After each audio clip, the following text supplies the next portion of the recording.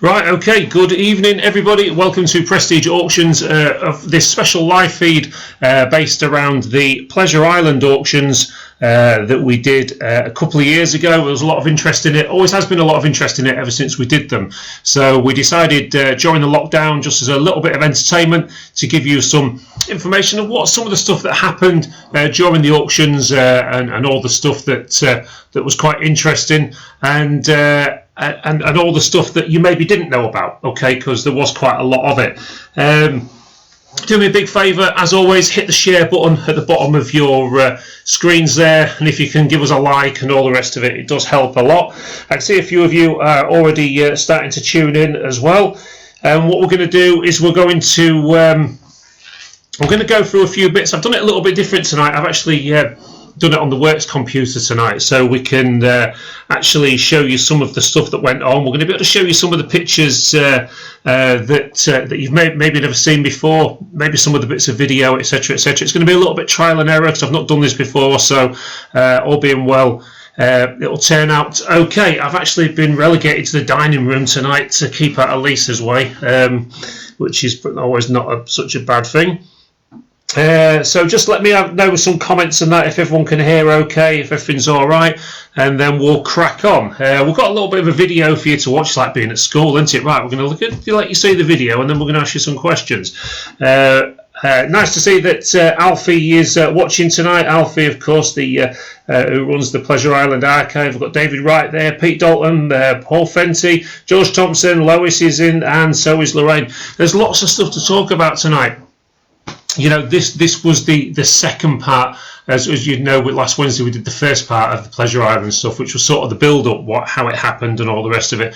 And tonight we're going to see how we do for time, but we intend to talk about, you know, some of the things that happened during the auction days, some of the stuff that went wrong, some of the stuff, the aftermath, and all the rest of it, and also just a little bit later on for you, we're going to be doing some things here. We've got a few little bits and bobs. I don't know if you can actually see that because there's a bit of a delay on Facebook, and I've got a monitor in front of me here, so I'm just trying to see how that actually looks when it comes up. I can see it's quite a delay tonight as well. It's probably about 25-30 seconds. So I can just see, there we go. That's me just bending down to pick something up. Yeah, okay, so we've got a Pleasure Island cap there, as you can see, new with the tag. Yeah. We've also got a this one here, which is a brand new Pleasure Island fleece. These was from the original park as well. Okay. And things freezing up on there, I'm not sure. And we've also got this here, which you don't see many of these about. This is from early Pleasure Island days. As anyone can see there, that's the Pleasure Island Cleethorpes. It's actually a reversible raincoat. So it's from the early days of Pleasure Island. As you can see, tags etc are still attached. It's 2XL. I've just tried it on. It's a little bit small for me, so which means I must be more than 2XL, but it's actually reversible for a raincoat and a fleece as well. So what we're going to be doing maybe a little bit later on, I'm not quite sure how we're going to do it yet, but I want to try and auction them off, yeah, if anyone that's interested in them, and donate the proceeds to the NHS charities. I think that would be the right thing to do at the moment. So if anyone's interested in those, then what we'll do, I'm going to try and work out in my head as we're doing the Pleasure Island talk how we're going to actually do that. So any proceeds that we make from those tonight, we will of course give to the NHS charities. Okay, so let's have a quick look there. Alfie said it's all fine, which is great. So where did we get to the other night? Right, so last Wednesday night we got up to basically the point where we was about to do the auctions. Okay, so we've got everything set up and all the rest of it, and I can actually show you a few bits and bobs on here, hopefully, if I know how to do it, if I can suss out how to do it. Now, obviously, I don't know what I'm doing here. There should be a little button around here somewhere. No, I have no idea what I'm doing. See, I'm not used to this. It's not like it is normally at the auction. Oh, there we go. That's better. Right, so if we press on that there, like that. Right, so you're going to see a few things sort of moving around on the screen and that. So, and what we'll do, we'll come back to that in a minute. Okay, so when the setting up was starting, if you look at this this picture here, this one is of the food hall. When we started to sort of put the plan together for the auction, we decided it was going to sell off a lot of these chairs and things. But how we would do it is we would actually use the runs of chairs, which was all that used to be in the food court and outside cafes and that, sell them off with lotting numbers, but actually use them for the seating for the auction as well. It took a hell of a lot of putting together. Most of these chairs were all over the site in different areas, different cafes, etc. And also there was a load of them in the storeroom. We had to move them all out. We all had to handball everything. It was a hell of a task. And as you can see here, down there, we started putting the fridges and things and various games. I think that one there, from what I remember, wasn't working properly or something. Then the bit of the story that I mentioned last Wednesday was regarding these things here. These were the grabbing machines that we weren't allowed to sell because the Gambling Commission got involved and said you can't sell those because they're actually classed as gambling machines. So and we didn't have a license to do that, so they didn't actually get sold by us. Also, another thing that happened as well, again, that not many people know about, this fridge here that you can see me moving around there, where there's quite a lot of these Coca-Cola fridges on the site. As soon as we put the auction pictures live, online, we actually got a telephone call from security at Coca-Cola somewhere down south telling us that we was trying to sell their property, etc., etc., and we had to withdraw all the Coca-Cola items as well, other than the cups. Anything that was purchased was okay to be sold, but anything that still had a Coca-Cola name on it was actually owned by Coca-Cola. We wasn't able to sell them. So if anyone was ever wondering why they didn't get sold, there's your reason.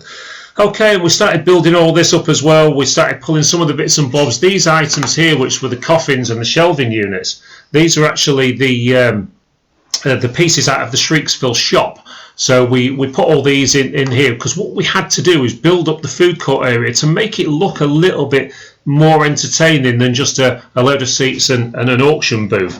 So then you came here, we had all the Tinkerboo stuff. Now basically what happened here was anything that could be removed out of the Tinkerboo factory that wasn't nailed down, we was going to bring into this area here, as you can see. And there was all these different boxes and sticks of rock and things, and you know, some of you will still own some of these, I would say.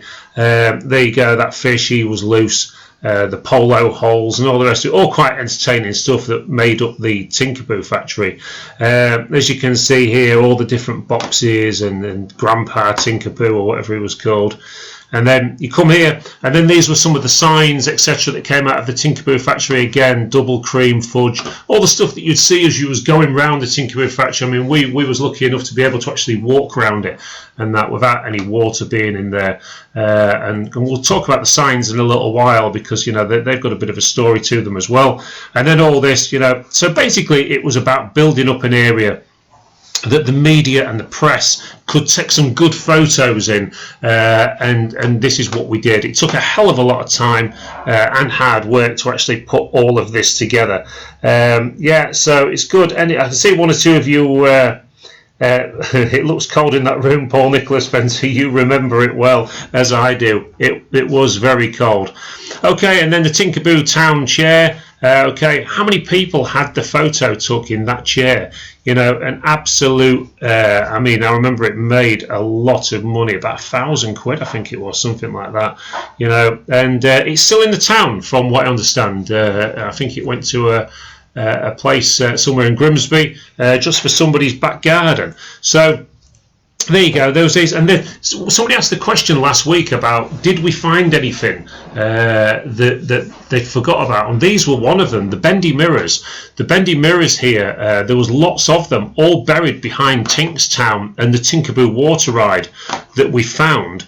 And was able to put into the auction, which was quite pleased that we did, because they made quite a lot of money. I think they made anywhere between £600 and £1,000 each on there, and there was some of the very last lots to sell as well when it came to the auction itself. Okay, so we've got to the auction day. Auction day's there, and let's just put a picture up of that, just so you've got something to look at.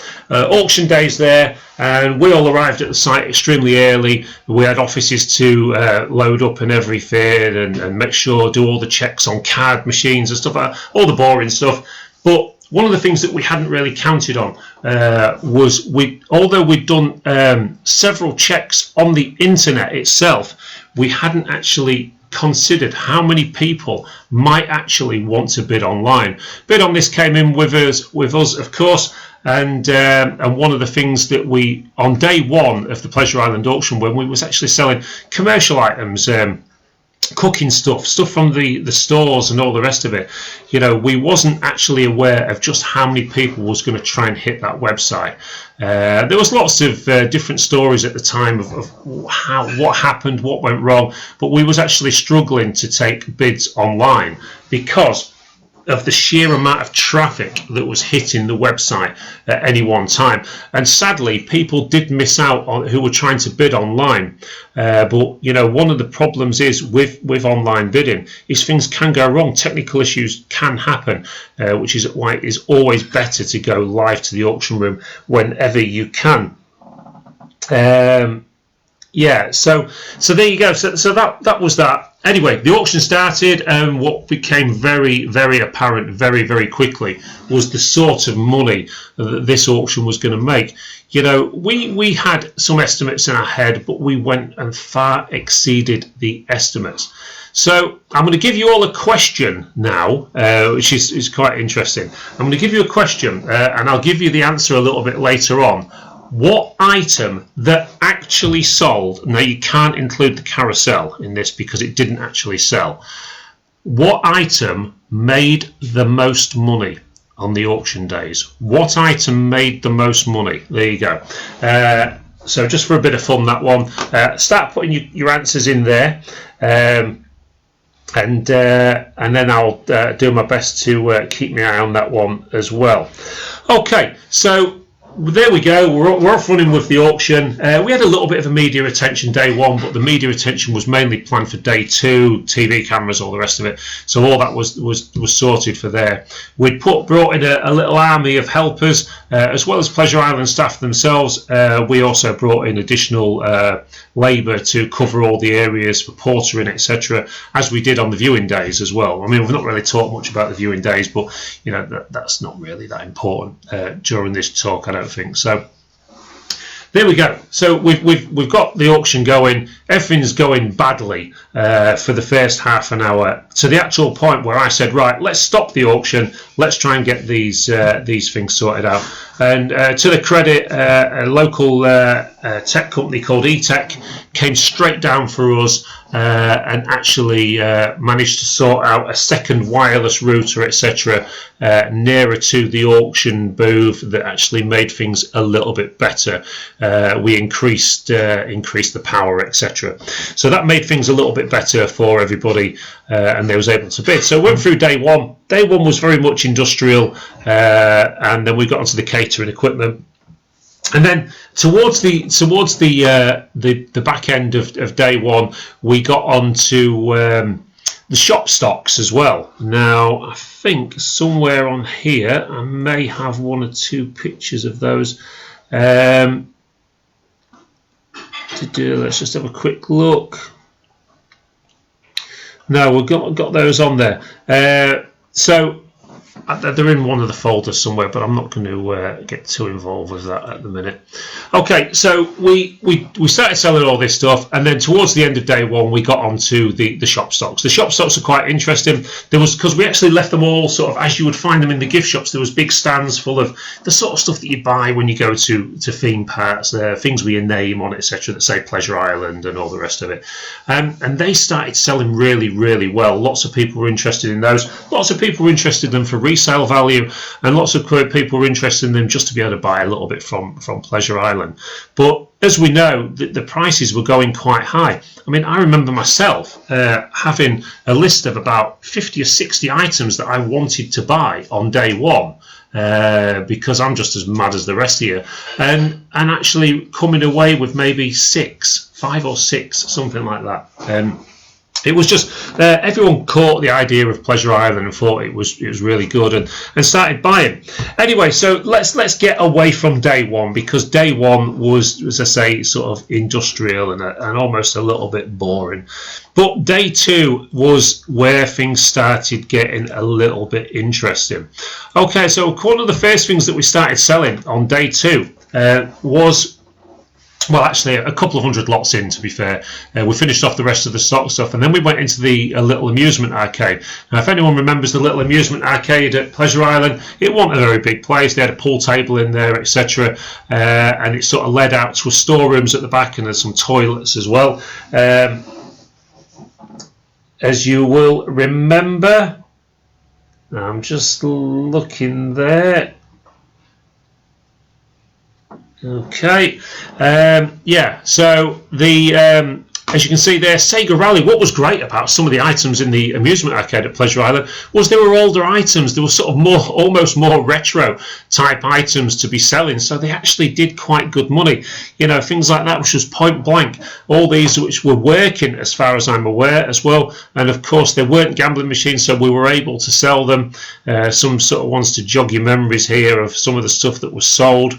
I mean, fortunately, you know, as a business, we do keep all this information as well. So Ridge Racer there, and lots of people actually bought these. A lot of these went to sort of man caves and things. People were buying them just because they used to go to Pleasure Island, and they just wanted something to take away. And be interesting to know if anybody's actually looking in.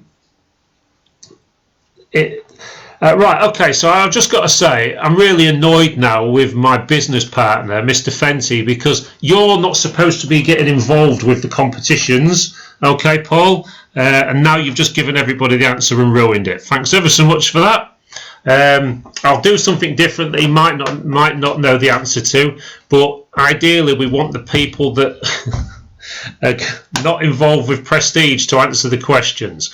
Okay, so we also had the pool table there. This was on my list for something I wanted to buy, and I sort of said, oh, I'll go to 100, 150 quid, something like that, and it went well above that, well above, and I got absolutely knocked out of the bidding for that one, which I wasn't too happy about, but there you go. One of them things, that's auctions for you. The chains, we'll come to that very soon. Some of the games that were around the park. What was it about the Pleasure Island in particular? But I mean, I suppose all fairground rides, parks, and that was very difficult to actually win anything on any of these games. You know, you'd see the odd person walking around with a humongous teddy. But as I can tell you, when we raided the storerooms at Pleasure Island, there was absolutely hundreds of these big teddies all around. So kind of tells a story, doesn't it, really? Not many people were winning them. And you know, £5 for 20 balls, guaranteed prize. Yeah, I wonder what the prize was. I don't suppose it was much exciting, but there you go. There was another set of chains. Again, we had to get all this stuff together and put it together.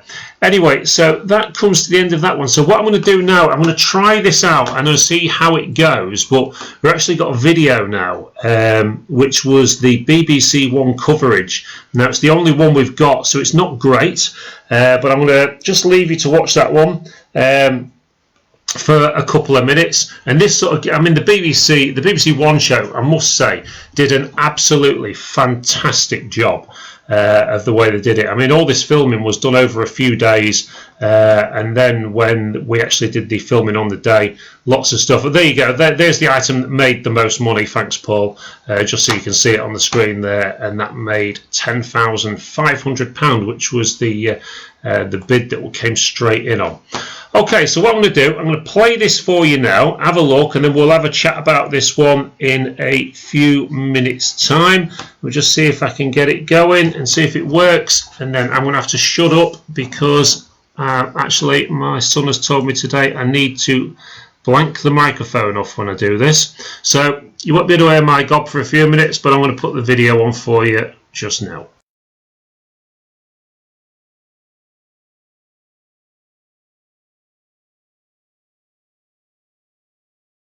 Make me wait for us a little bit later on. Excited about that. That's fantastic. Last week, a £7.2 million investment that would transform Cleethorpes in Lincolnshire was announced, which could see more people visiting the seaside town. Now, sadly, this comes too late for the town's theme park, which closed after 23 years.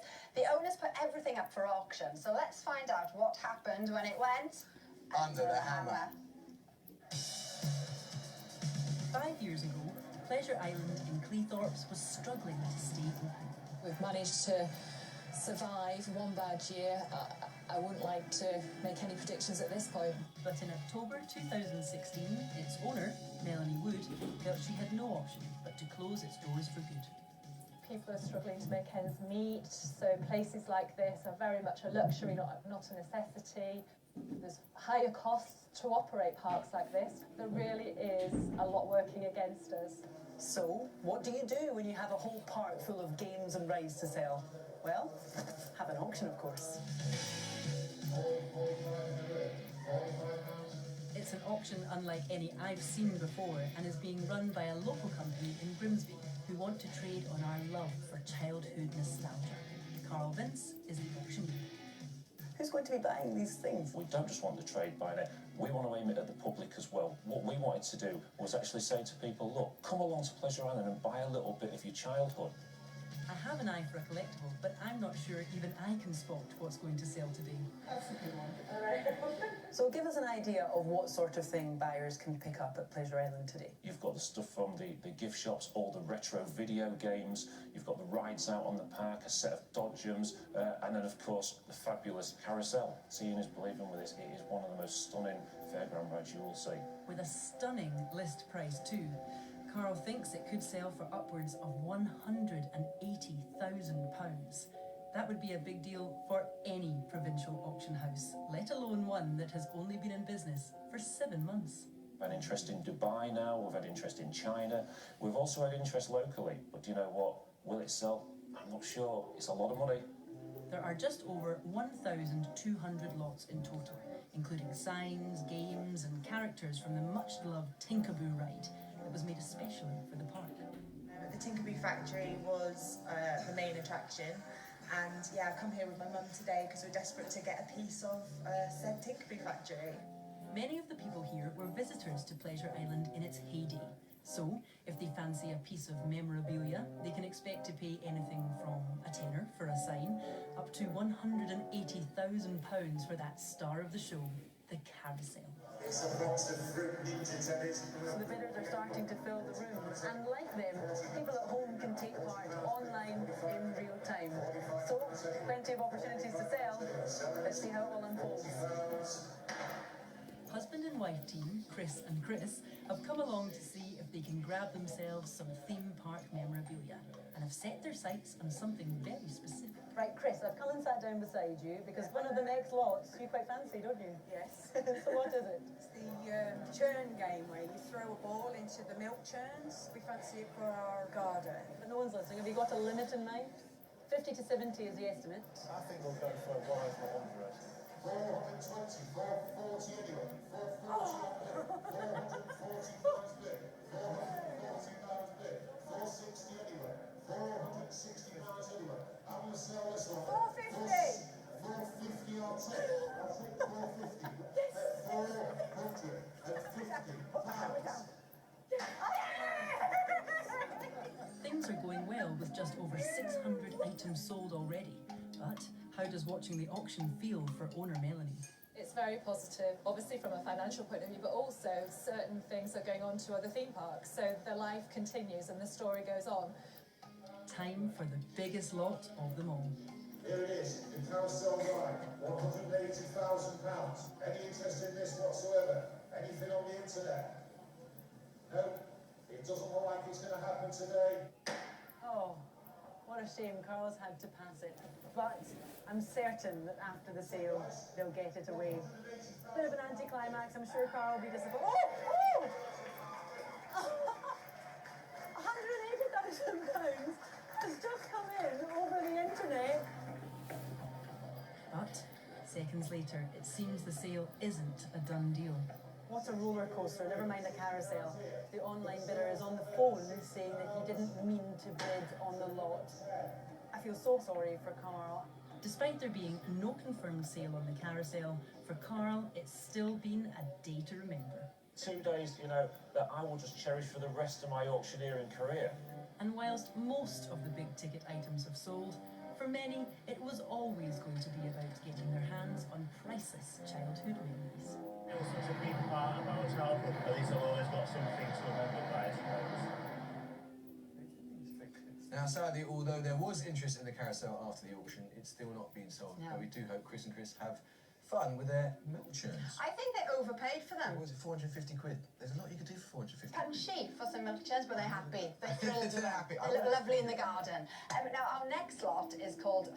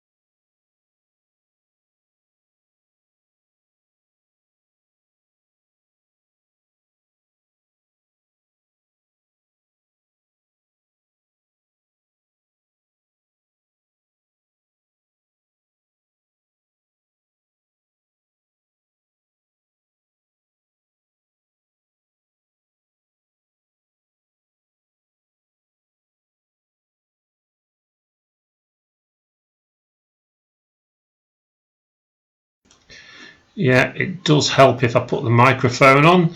Right, okay, so I'll just go back so you can listen to all that jabber again. So what was the BBC did an absolutely fantastic job for us. We thought they really covered it well, and you know, we was really impressed with everything they did, because for a business like ourselves, something like that is really important to us, because we can put it on our archives, etc., and carry on using that in the future. So. No, let me just turn that off because you don't want to listen to yourself double. Yeah, so that said, everything was really good. So we got to the point where we was coming up to the rides and things, and the odd bits and bobs of the rides came in, and we started selling. Now we had quite a lot of competition in the room. A fantastic company from, I think they're Leicestershire. I'm not. Somebody might quote me on that. Called Twin Lakes came down, and they wanted to buy lots of bits and bobs. They kept the cards very close to the chest, which is good. Always good in an auction. And I believe that they bought the item that is up on your screen now, which was the pedal cycles monorail thing. And they bought lots of other items as well.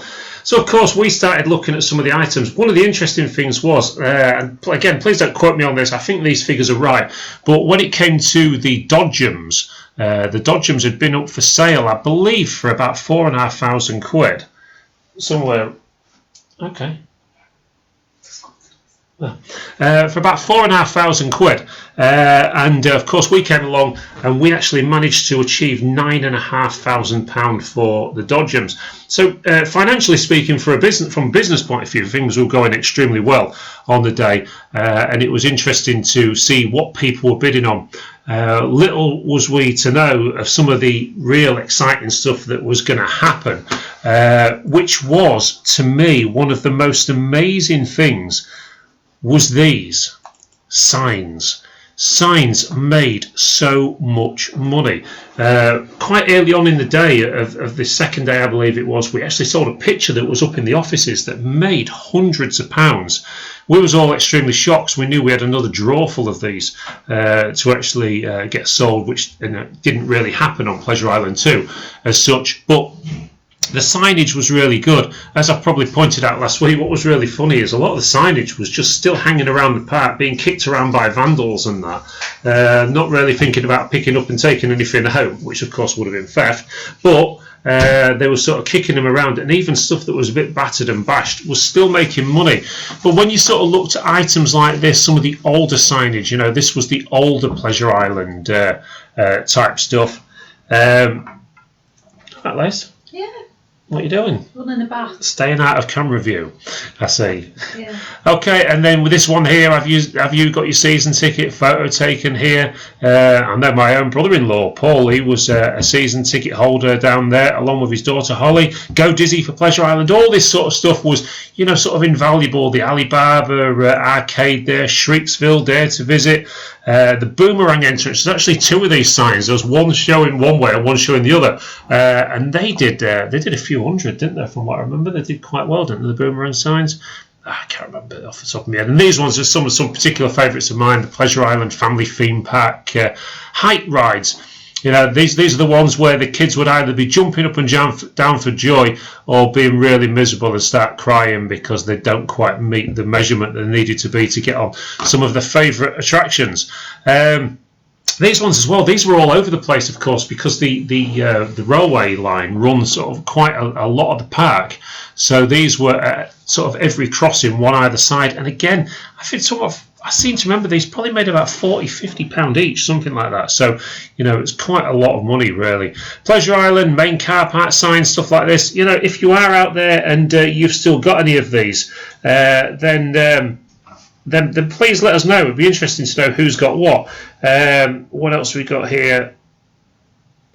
Yeah, Sally Niles, just a very quick one there. Yeah, we're all fine, thank you. We'll come to all those soon anyway. This is a Purple ride. Of course, there was different rides, and this is some of the sort of the older Pleasure Island stuff with pictures of Tommy Tinkerbell, all stuff that we sort of pulled out of offices and things.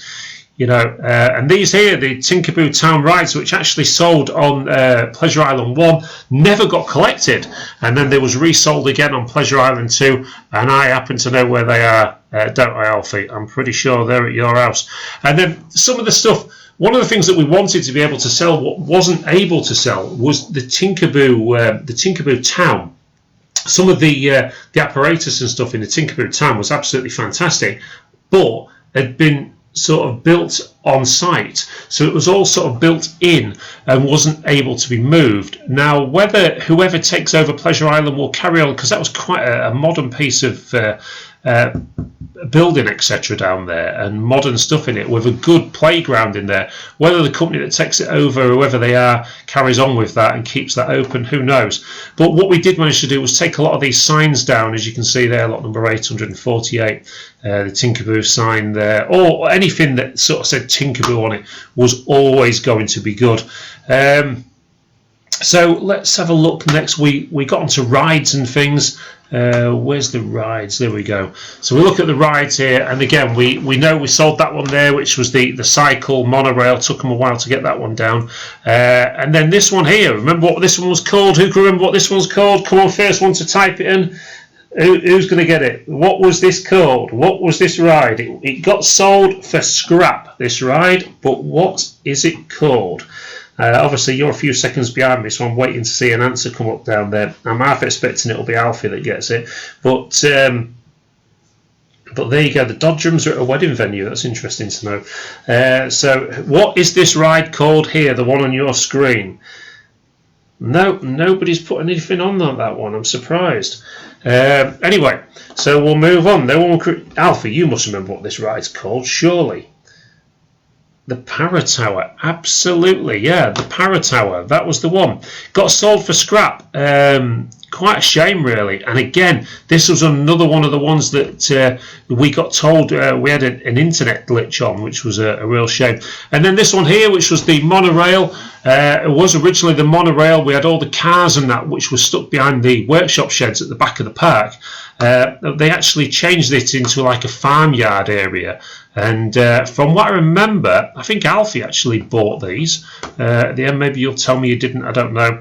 These here were some of the cars, the petrol-driven cars that were on the Grand Prix track, or whatever it was called, over one side of the park. And then this one, I believe this was called the Falls of Fear. This was the water ride on the park. And as you'll all remember, if you ever had a cold day in Cleethorpes, if you went on this ride early and got yourself a bit wet, you would really be struggling for the rest of the day with this, because it was a cold day. You'd really want it to be a hot day for this one. But I know the woman who bought it, the hot air balloon that was never open. Yeah, there's so much here. I mean, and then this one here. Now, I believe, again, Alfie might tell me I'm wrong on this one, but I believe that this is one of the rides he's not been able to track down. He's tracked down a lot of the rides and to where they've gone. And but I don't think we're quite sure where this one is. But this was another one that sold relatively well. I can't remember what that one made. I'm sure it's about £1,000, something like that. But another ride that we saw. And then this one here, this ended up being sort of a venue for. There's something Warriors, I think they was called, and they used to do sort of shows and that in there. But I think back in the day, I believe this was actually like a Cine 2000 type thing, like Alton Towers used to have years ago, which used to show movies and things. Maybe you'll tell me I'm wrong, I don't know. And then this one here, which was meant to be in the sale and got withdrawn, and was a real shame, because I'm not going to go into figures because that's against confidentiality, but I'm 99% sure it was sold for a lot less than we would have made for it on the day, because I know somebody that was really interested in it. But it was withdrawn and it wasn't sold, which was a real shame. But there you go, it was another one of the rides. And then, of course, this thing, the Carousel. Okay, so you know, as you see on the video from the BBC One show just now, it sort of shows you just how well it did. I mean, when the bid didn't come in, we had a fixed reserve which was raised not long before the auction up to 180,000, and we had to work with that. But we had we did have so much interest from all over the world. That wasn't just media crap. We did have interest from everywhere. We had people ringing us from all over the place that were really interested in this. But when the bid didn't come in, that was that. It was just a case of, right, move on. But then, of course, that bid came in. The lag on the internet, the bid came in. Now, legally speaking, here we go, the usual legal stuff. If you bid online on an auction, when you sign up to their terms and conditions, you are entering into a legally binding contract.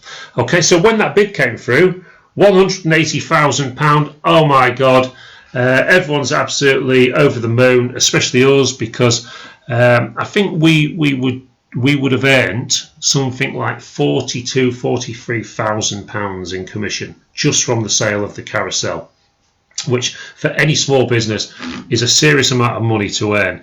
And then, of course, bid on this, who had their own, I think it was about 1.5% commission, was due to earn sort of £2,500–3,000 from it as well. And then, of course, to take into consideration, there was Pleasure Island, who would have earned all the money from it as well, less the commission. So when the guy hit the button and the euphoria hit, and of course we paused the auction straight afterwards to just sort of take stock of what had just happened, everyone was absolutely buzzing, and it was a magnificent feeling, a great feeling. But we soon got brought back down to earth, which was a shame. And of course, every media person that was in the room, and bearing in mind, at the time that the Carousel sold, I believe we had, from what I remember, Again, don't quote me on it, but I'm pretty sure we had the one show, because the one show, I mean, another thing you didn't see as well was where the auction booth, auction stand was set up, there was cameras and microphones everywhere, so you couldn't do anything without being seen. We also had Look North doing live feeds from the room. Yorkshire Television were there for calendar. We had God knows how many press people there. We had I think it was two radio stations that were actually going live on it. And everything. Of course, I shoots down to give Lisa a hug, who was working the office once the Carousel had sold. And of course, then Paul Fenty took the telephone call from this chap, and he sort of looked at me and he's sort of nodding his head like that, going, "It's not sold." Well, every production person and media person in the room see this. And of course, the next thing I know, I think it was Lara King from Radio Umberside coming up to me. The BBC the one show coming up to me, what's happened? And I said, look, we don't know at this point. And but anyway, at that point, it was a disappointment. But my words to Paul and Daniel, my son as well, it was all running around trying to figure out what had gone wrong. We've got this chap on the phone saying, "I didn't mean to do it." Now, we will never know the truth of whether he did or not. We've no idea. But the fact of the matter is, legally speaking, we had just sold the Carousel. But morally speaking, we hadn't. Was we ever going to get the money? Probably not. So we had to then carry on with the auction. Paul's like, "Oh, you okay? You okay?" I said, "Yeah, I'm fine." And it sort of showed on my face, a little bit disappointed, but we was having an amazing auction, so we had to carry on. You know, we couldn't dwell on this. We knew we had to do further media stops and everything. The day was taking a long time because of press and media and everything having to stop us all the time. And it was already going to be a late night as it was. We started, I think it was like 10 o'clock in the morning, and I don't think we finished till about 9 o'clock at night on day 2. So we carries on with the auction, and we stop for a media break, which is the bit that you see me filming with the one show at the end. And I was quite all right about it. I thought, if I hadn't sold, it's one of them things. We was already having a good day financially speaking as a small business that had only been operating for 7 months. We was having a great day. So it was just one of those things that would have to pick up the pieces later. So of course, the Carousel is what everybody talks about to this day. There isn't a week go by when I go out and do a quote and somebody says, "Oh, what happened with that roundabout?" That's usually what I hear. And then I have to go on and give them the whole story or bits that I want to give them. And of course, it was after the auction had finished that we sort of sat back and went, "Wow, this has been an amazing day. What we're going to do about this bloody Carousel, blah, blah, blah." I said, "Look, we'll have a meeting in the morning. We've got to, sort of work out what we're going to do here." Now, we decided that same evening, this was me, Lisa and Paul, that we was not going to pursue this. We made that decision very, very quickly after the auction, and we stand by it to this day. But people said to us afterwards, when all the media stuff was going on, "Well, why didn't you say that straight away then? Put this guy out of his misery." Problem was, it wasn't just us that was involved. This guy had gone into a legally binding contract, and he wasn't actually our customer. He was a customer of Bid on This. So we couldn't make that decision. Bid on This could have actually gone on and sued him for their money, as Pleasure Island could have done, as we could have done. But Pleasure Island were really, really good about it. Melanie, who was the owner, was extremely good about it, and Neil as well, to be fair. And we both decided very quickly that we weren't going to pursue it in any way, shape or form. So we had to wait to speak to Bid on This the following morning, who also agreed. But what had happened the following morning, and this is what a lot of the stuff that people don't know, is that we had this media frenzy. Lisa was taking telephone calls off daily newspapers, these freelance reporters, etc. I think we even had somebody from the Financial Times, I believe it was. Don't quote me on that. I can't remember the names of all the papers, but this story was actually covered in some part, either a big page or a small page, in most of the daily papers. So it was quite interesting for us. But Lisa was the one. We'd gone straight into the next day into viewing at Orwell Street Auction Room at Prestige's main home. So Lisa's like ringing me up, Carl, what the hell's going on? I've got bloody so-and-so from the Sun, I've got the Mirror and all this on the phone. And we was like, oh my God, what we're going to do? They all wanted to know what was going to happen. Now, one of the things that I said to bid on this, which I'm all right, okay to talk about now, I think, is that, you know, once you start getting the tabloids interested in what turned out to be such a big story, is that, you know, the tabloids can offer people money, etc. So I made it known quite quickly, and I don't know where this went, but I made it known very quickly that if anyone was to profit from this, then we would pursue it. Based on the fact that it wouldn't be fair that everyone's lost out on all that money and somebody else actually, but it never happened. So it was really good. We bid on this, also agreed that they wouldn't pursue it. But another thing, again, that not many people really know about is I actually took a really aggressive phone call from another auction room. Not a local auction room, I must say, just so you get that out of your heads. But another big auction room actually rang us up once we made it known that we weren't going to pursue it. And this owner of this auction room was really quite rude, saying, I think what you're doing is wrong. You should be suing this person. You're setting a precedent for everybody to actually say, well, it's okay just not to bid. We quickly said, look, we're a small family-run business. This is the media line that we went out with at the time. We're a small family-run business. We're not in the business of ruining people's lives. If this person had made an honest mistake, then that was that. And we just wanted to move on. But of course, 10 minutes later, I'm getting a telephone call from the production team at the Jeremy Vine show for BBC Radio 2. They wanted me to go on that lunchtime and talk about it. We had lots of other radio stations wanting to do interviews and that. Which all the time, this was fantastic for Prestige Auctions because, you know, all this coverage was building our name, it was building our profile and everything.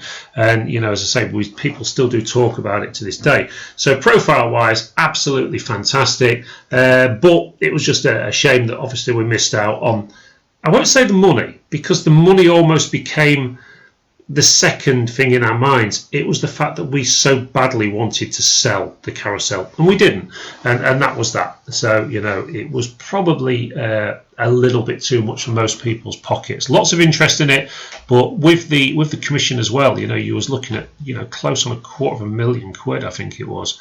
So it was a lot of money. So I goes on the Jeremy Vine show that day. They did a piece on there called "Have You Ever Bought Anything That You Didn't Mean To?" Which was quite interesting. And then, unbeknown to us, it was actually picked up as a news story on "Have I Got News For You?"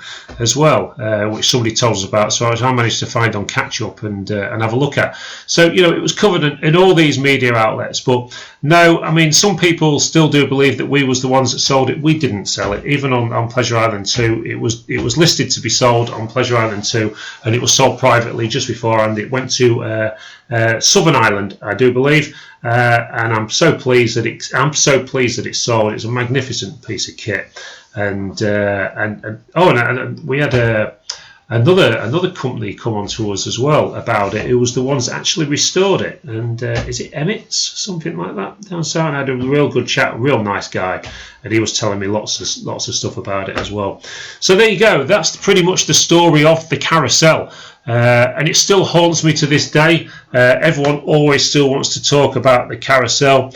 As fantastic as it was, you know, it's something that we've moved on from, and there you go. So that was what happened there. And then, of course, just quickly show you here, we're looking at media stuff. You know, this was some of the behind the scenes photos and things that at the time, I think this was Yorkshire Television, I think this was Calendar we was doing here at the time. And then there you go, here's one of the Sun stories, a bid mistake. Online bungler spends £250,000 on fairground ride at auction by mistake. And some of these stuff, we have actually got a lot more stuff back at the auction room, which I've, because of not been allowed out, I wasn't able to get for this. But it was just such an interesting time. What else did we put on here? Let's just see if there's anything else. We did the setting up. Okay, of course, it wouldn't be right. Oh, of course, these things here, as you can see here, these are some of the things we found in sort of sheds and things around the place. Again, these all sold really well. The ice cream freezers. And oh, we don't want to see them again, do we? And that thing there. And that one there. Right. I'm pretty sure that Paul won't answer this one. Can anybody remember what this is called and where it was? What is this one called? I know what it's called. I remember it well. What do you remember this one being called? Okay, this was actually, I'll tell you where it was. It was situated in Pleasure Island's Tinkerboo Town, and I need to know what it was called. So I'm going to look out for. Yes, Alfie, it is Keith Emmett. Ryan Mooney's just joined us as well. Good evening, Ryan. Nice to hear you. Hope Litland's all right. Hope you're enjoying your time off. We're not enjoying not being able to come, but there you go. We'll talk about that another time. So there you go. So that was the thing there. These were the pig pens, etc. And this was, of course, you remember the humongous sign we had outside Pleasure Island. That was there for quite a while, which we managed to keep up for quite a while afterwards as well. So it was in one of the prominent areas of Cleethorpes, and it was doing our business a world of good. Holt Station. Now, this station here was one of the items for the railway track at Pleasure Island. This was actually sold. The station was sold during the auction, and some of our regular customers, I believe, still own that. It's gone out to their place. Is it Bartley Lebec, somewhere around there? And then, of course, it wouldn't be right to talk about Pleasure Island without talking about the Tinkerboo factory.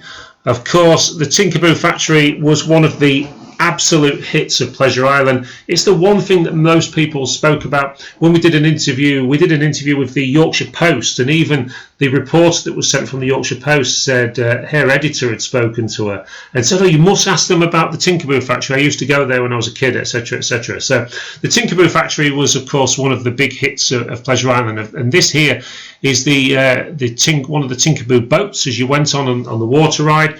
All of these sold. These was making so much money.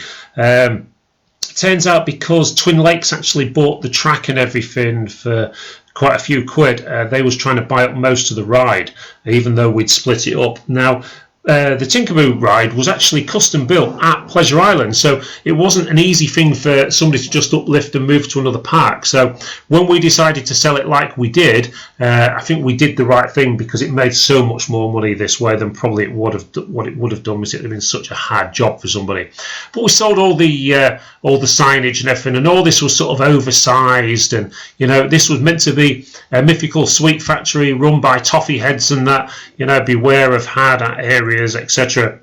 The offices, each one of these was sold individually, and they was just making so much money. Pleasure Island one, the toffee heads themselves were making hundreds of pounds each, and this one here, which was, I believe that he's got the sweets and that, I'm not sure if he was there's one that was in the licorice area, but the toffee heads made all the money. One of my favourite pieces on the park in the Tinkerboo factory was, I'm just trying to find it for you, is let's just talk about this first. The signage from the Tinkerboo factory did extremely good money as well. This was another piece that we wasn't really expecting to do so well, but people wanted to really take this to the heart. I mean, it was just hardboard with painting on it, but quite good painting.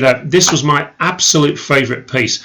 This toffee head here was spinning round and round in the marshmallows or whatever it was there, and I think I'm right in saying, because Alfie's told me, that this was sold, it made a few hundred quid this, and it's now, I believe, in a sweet shop in Skegness, or some sort of gift shop or something in the window, spinning away, and you had the toffee heads and all the oversized, bright coloured items that were in the Tinkerboo factory. As you can see there, toffee heads have become quite sought after. Lots of people often ask us, do you know where we can get a toffee head from? Sadly, I don't. I mean, most of them, quite a few of them, were bought up by Twin Lakes and was actually turned into some sort of other ride. So,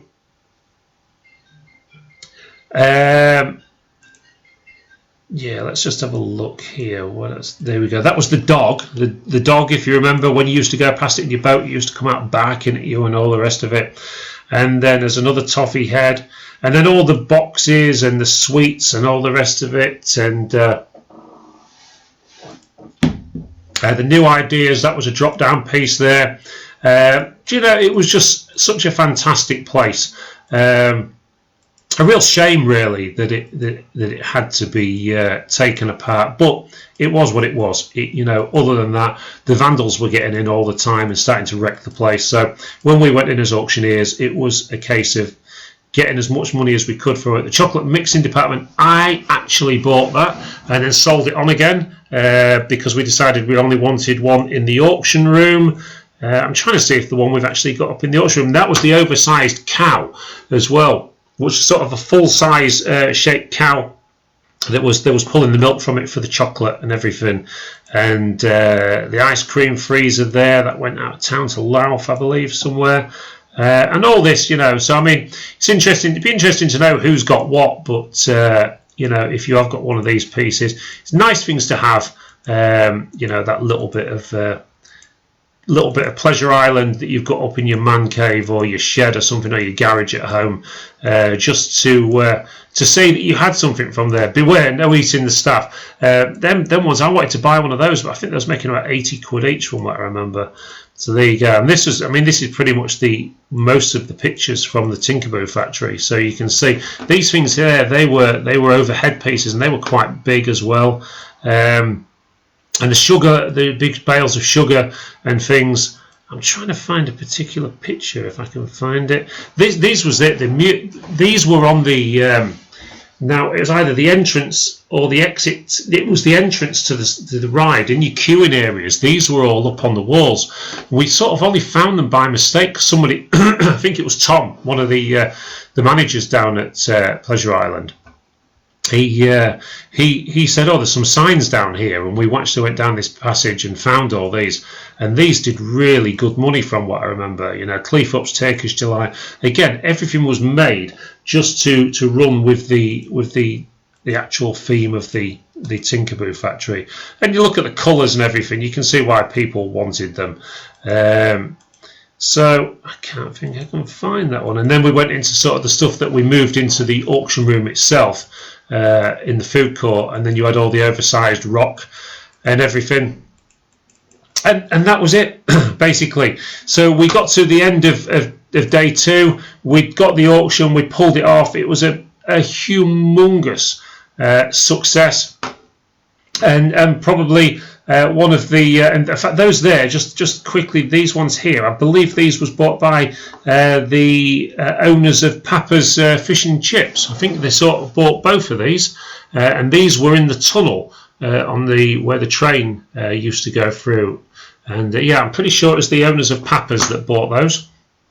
And they didn't. I can say that because they were seen buying them on the video as well. So it's quite good. So it is in a public forum, should I say? So there you go. That was Pleasure Island. You know, it was an amazing couple of days, amazing few months. You know, something that this town had never seen before. The great thing to me is that Pleasure Island put their trust in a small local business to actually do it, rather than bringing the big boys in. It would have charged them an absolute fortune anyway to do it, and we pulled it off. You know, and there's a lot to be said for that. You know, small local businesses are the way forward. I think certainly when we come out of this lockdown and things, you know, people are going to change the way. I certainly am. I'm going to change my ways. You know, it's not all about big supermarkets and all the rest of it. Shop local. It's really important, and it's going to be more relevant than ever when we come out of this. So just before we pack it up, let's just have a quick look at some of the stuff. Alfie looks to quite rightly put there that it's the smell machine. Yeah, the smell machine was in the thing, and the smell of different sweets used to come out of it. Another thing that we found actually in the storerooms was all the canisters that they used to put in to create the smells that went into the different areas. Yes, it's in Skegness. Yes, it is. Sounds like a business. They're making. Sounds like a business making toffee heads. Yeah. It sounds quite good. Keith Emmett's. Yeah.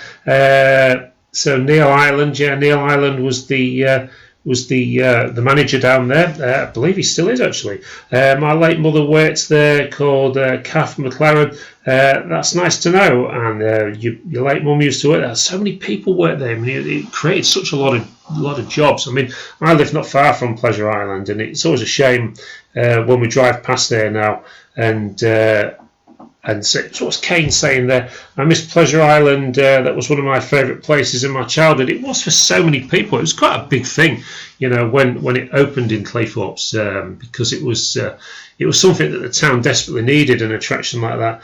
It's a shame that we lost it. I mean, you've got to ask the question though, you know, if it was struggling at the time, where would it be now? You know, in the current situation that we're in. You know, I see something on the news the other day about Cornwall and that on Sky saying that, you know, potentially if they don't get a summer season this year, they could lose 80% of the tourist businesses going under. You know, it's such a shame all that's going on.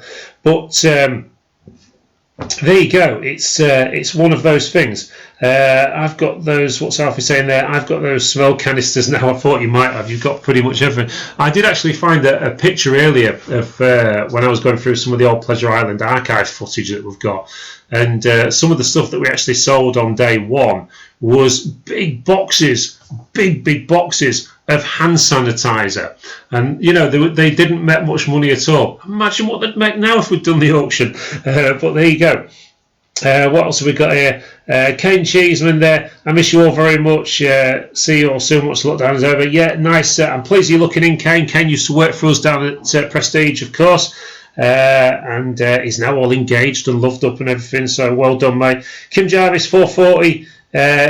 Is busting to get up to you. Yes, we can't wait to see you all. You know, this lockdown is what it is. There's nothing we can do about it. But you know, down at Prestige, we are a community feel auction room. We do get on well with absolutely everybody that comes in, and we don't have no bad blood down there. So we are missing you all. It's terrible what we're all having to go through, but we will get there, and we will be back up and running before you know it. Lorraine Wright has just put there, I remember it as a zoo. Sadly, so do I. We cleared a house not that long back, and I actually found some old zoo programmes and some of the leaflets and that for the old Cleethorpes Zoo. I mean, of course, there you go then. So let's put another question out there. So it was the zoo. What was it after the zoo? And I guarantee a lot of people will get this wrong.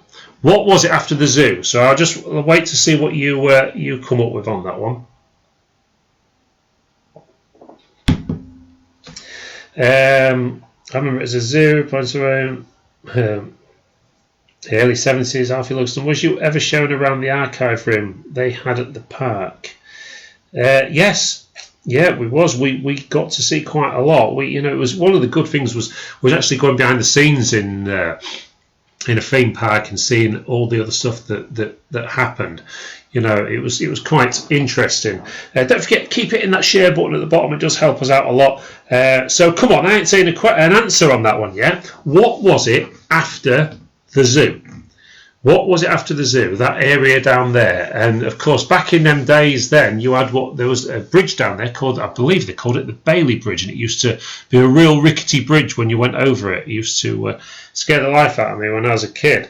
So Alfie Luxton has put the stock cars. What does everybody else think? What does everybody else think? What was it after the zoo? Come on, Lorraine, you've put down there it was the zoo. What was it after the zoo? You've put greyhound racing. Anybody else? Anyone else want to go? We haven't got a correct answer yet. So what was it? It wasn't the greyhound racing, and it wasn't the stock car track. What was it? Answers on a postcard, please. I'll give you another minute on that one, then I'll give you the answer. And I remember it well, of reasons I shall tell you in a moment. So what else we got here? We're going to do the little auction in a minute with some of the bits and bobs for the NHS charities. So if you can keep it in them share buttons, that would be a big help, because we could do with getting as much money as we can for these. My son Stevens has just put it, it's the zoo. Well, no, what was it after the zoo was the question. Come on, Stephen, please. Aeroplane graveyard? No. Right, I'm going to... Cane Cheeseman, give Lisa my love. Yeah, I will do. Okay, it was the Cleethorpes Leisure Park. It was run by Cleethorpes Borough Council, and my dad was the manager. I remember it well, going down to meet him. It had plastic elephants, and it had zip lines, and the had a big sort of cafe area with jukeboxes in and whatnot. And then after the Cleethorpes Leisure Park was an absolute favourite, it just got vandalised all the time. It then went on to be the stock car racing and the greyhound track, which was soon closed down because the residents in Humberston and the areas around complained about the noise a lot, from what I remember. So there you go. Kim Jarvis local tip. No, it wasn't. And Stephen has put that, so you can read his comments yourself. So there you go. So that's pretty much that. That is the story of Pleasure Island from a Prestige Auctions point of view. We loved it. It was something that we'll always look back on quite fondly, and one of the things that helped put us on the map. So right, what we're going to do now is I'm going to try and auction off these items. Okay. In sort of an odd auction kind of way, because what I want to do is whatever we met for these, I want to give to the NHS charities. Captain Tom has been doing an amazing job, and has made a lot of the some of these bigger greedy celebrities. Oh, well, businessmen should I say, not celebrities. That's probably a bit unfair. Made them look a bit bad. You know, he's been walking around his garden at nearly 100 years old, and the rest of him saying, "Can you bail us out?" Not very good, really, is it? But there you go. So let's have a look. They kept the big fiberglass animals from there. Did they really? I didn't know that. Very enjoyable watching these two videos. Stay safe. Thanks, Derek. Right, okay. So this is how we're going to do it. So first of all, we're going to auction off this Pleasure Island cap. As you can see, it's brand new there. Any money, even if it's only a couple of quid or whatever, we will give to the NHS charities. What I'll do is we'll bid them up, and then we'll decide out how we're going to actually get them to you or whatever, and whether it be a bank transfer or whatever, or whether we wait till we go back to the auction room, I don't know. So here we go. We're going to start off with the Pleasure Island Family Theme Park cap. Bearing in mind this is going to go to the NHS charities. So anyone got a fiver for me? Start me a fiver on this one. This is going to be really hard to do like a live auction when I'm 30 seconds behind you. So there you go, £5 anywhere. Lorraine Wright has put 5. Do you mean £5 there? £5 to Lorraine Wright from what I can gather. £5 I've got. 6 anywhere. £6 anywhere on the Pleasure Island cap. £6 anywhere. Come on, this is for the NHS charities. £6 anywhere. Surely there's going to be another bid. £6 on this one anywhere. I don't know how far behind we are. Alfie Luxton says £6. Thank you, Alfie. 6 and 7 anywhere. £7 anywhere on this one. £7 anywhere for the Pleasure Island cap. £7 anywhere on this one. Any further on this one? Lorraine Wright says 7. £7 on bid from Lorraine now. £7, 8 anywhere. Come on, there's a few of you online. Get bidding. Come on for the Alfie said £8. £8 on bid. £8 bid. 9 anywhere. And if you bid, whoever bids this up to a tenner, I'll chuck an extra treat in as well. £10 anywhere. Someone bid me a tenner. I'm losing my touch. I haven't been doing this for a while. £10 anywhere. Someone bid me a tenner on this one. Bid me a tenner. I'll make you happy. £10 anywhere. Come on, surely. Somebody chuck £10 in. £10 for this. I'll bring the hammer down. £10 anywhere. Surely. £10 for the NHS charities. Anybody interested in this one? If you don't bid a tenner, you don't get the extra treats. £10 anywhere on this one. I'm going to bring the hammer down then. Alfie Lugston's going to get this one the way then at £8. £8. Alfie's bid it up to 10 now. £10 sold to Alfie at £10. And Alfie, I'm going to chuck you a boatload of other merchandising as well. So that one's for you. We're not going to sort this out straight away. We'll sort it out another time. And then what we're going to do here, these are quite rare now, these ones. This is the brand new Pleasure Island Fleece family theme park. This was a staff uniform. This one's brand new as well, never worn. It came out of one of the storerooms. So there you go, Pleasure Island Fleece. What size is it? Does it say in there? It's an XL. So for the Pleasure Island Fleece, there you go. Might be worth a few quid on eBay. I don't know. Who's going to start me on this one? Someone chuck me a bid in. Chuck me a bid in for the fleece. Somebody somewhere, put me a bid in. There you go. Somebody send me a bid. See where we can start me. Anybody interested in this one? The Pleasure Island Fleece. Come on, this is for the NHS charities. It's got to be worth a tenner, I would have thought. £10 anywhere for this one. Anybody interested in this one at all? No interest in this one at all then? Right, okay then. Anthony Louis, £5. Thank you, Anthony. £5 we've got. £6 anywhere. Anyone want to bid it up? Put your bid in online. In fact, I'm not even going to shout. Alfie Lugston says £6. Somebody shout. Somebody take it up. You can bid as much as you like. Lorraine says a tenner. Dave Wright says a fiver. See who wears the trousers there. Well done, Lorraine. £10 on bid. Alfie says 12. £12 on bid now for the NHS charities. David Leslie Deasy says £20. Thank you very much, David. £20 on bid, and any further. £20 on bid on this one. Any further bidding on this one? £20 anywhere on this one. I've got a telephone bid coming through by the looks of it. A telephone bid coming through. Wait just 1 second, because I see my phone just come on. Hang on, 20 quid. £20 on bid from Dave at Dave's place. £20 is on the phone. £20 on bid for this one now. Oh, hang on, I've already got 20. He's already got 20. I'd already got 20. 25. £25 on bid from Dave at Dave's place. Thank you, Dave. £25 is coming on the phone. £25 on bid. £25. Where do anyone want to take this one any further? £25 on bid. You're going to have to chuck another bid on there if you want it. £25, and we've not even got to the star lot yet. £25 I've got. £25. I'm going to sell this one away to Dave at Dave's place. All the money to NHS charities. You've got it. Thank you, Dave. It's yours. We're coming up to the star lot now. Wish you'd have told me what you were doing. Okay, this one here. Alfie, I'm going to ask you the question. Have you got one of these? Because these are quite rare, I would have thought. It's the old Pleasure Island logo there. It's reversible. It's fleece on one side. It's the raincoat on the other side. This is an absolute... And you've got the... Excuse me. Yeah. Sally James put a £10 bid on that first lot, and you ignored her. Who did? Sally James. On what? On the first lot. On the cap? On the cap. Yeah, it's all right. I've got another one. She can have one as well. That's another £10 for the NHS charities. Thank you, Sally James. I didn't see it. Sorry, didn't see it come up on there.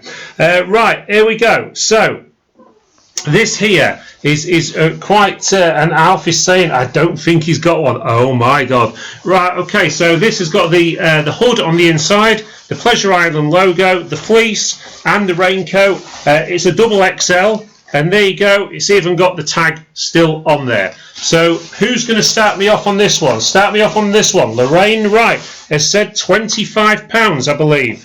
£25 on bid on this one. Going to the NHS charities. £25 on bid on this rare piece of Pleasure Island staff uniform. Alfie's saying he's got the fleece version. I've got £25 bid on this one. Any further on this one? Hopefully it can do a few quid more. £25 on bid on this one. £25 on bid. We've got more phone bids coming in by the looks of it on the works phone. £25 on bid here, £30 anywhere. Hang on, I'm just going to wait for that phone to be answered because I can't see anything. That's it. Sarah Louise Williams, it is a double XL. I'm quite a biggish bloke, although I must say I have lost a stone. And it's just a tiny bit small for me. It's just a little bit small in the arms, but it does zip up. So there you go. It's a double XL. Alfie Lugston's gone to £26 on this one. £26 on this one. Rare piece of Pleasure Island staff uniform. £26 on bid. Don't forget, this money's going to NHS charities. NHS charities this is going to. We're going to donate it all. We'll show you all the receipts and everything.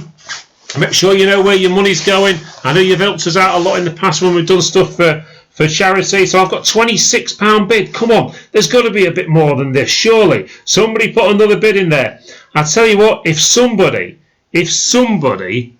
bids 40 quid, right, 40 quid for this coat, we've still got quite a bit of merchandise as well. I'll give you one of every item, every key ring, every pen, every bottle opener, whatever we've got. Somebody bids 40 quid for this, I get a one of everything else as well. Dave Wright said 30 quid, £30, we're going up. It's got to hit that 40 to get all the extras though. £40 anywhere, £30 on bid on this one. Any further on this one? £30 on bid. I can't carry this on forever. This was only supposed to last an hour. It's been an hour and 20 now. I've got £30 bid on this one.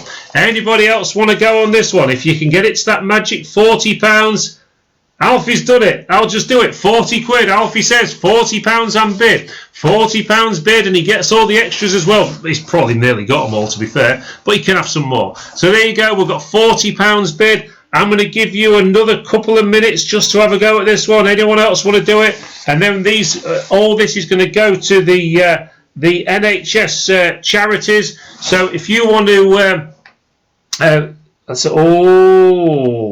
way, Alfie. There's Stephen's just put. Listen, I think it'll be only right. I'm going to sell it away to Alfie because Alfie does an amazing job keeping Pleasure Island alive in its own right. I know how much it means to him. So £40 sold to Alfie. We've got £25 for the other one off Dave at Dave's Place. Thanks, Dave.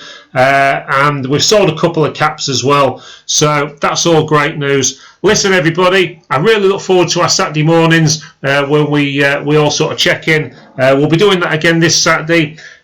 So listen, thank you ever so much for tuning in. It does mean a lot. It gives us something to look forward to as well. We are missing the auction room. We can't wait to get back down there. Thank you for looking in. If you've got any other questions about Pleasure Island or whatever, give us a shout. We'll answer them the best we can. Stay safe, look after the NHS and take care. Thank you ever so much for watching.